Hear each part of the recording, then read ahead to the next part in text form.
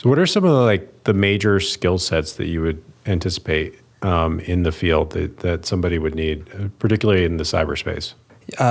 For these types of applications in particular? Yeah.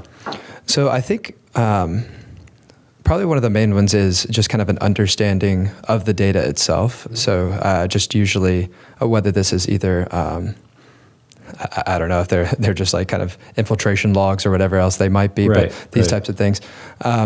But the understanding of the data is pretty crucial from the start. And then also some of the fundamentals of deep learning, in particular, on how you would structure a problem. For instance, is it a classification type problem? Are you trying to say this is a vulnerability, this isn't a vulnerability, or this is an attack, this isn't an attack?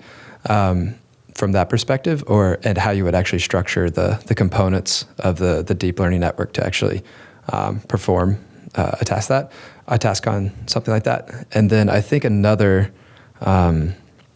aspect that I would imagine is just kind of getting creative with it and seeing what things, or just kind of imaginative on what things could be captured in something like an embedding space. And so I don't know how familiar people are with embedding spaces, but essentially the idea is, at least from an NLP perspective, you have a sequence of words. You just turn each of those words into like a vector of numbers that represents the meaning that's derived for that word. And you usually learn that through looking at a lot of data, and given the context, you start to actually understand what the meaning and representation of that work is. So you start to learn things like, I know I'm tangenting off the question, but no, it's fine.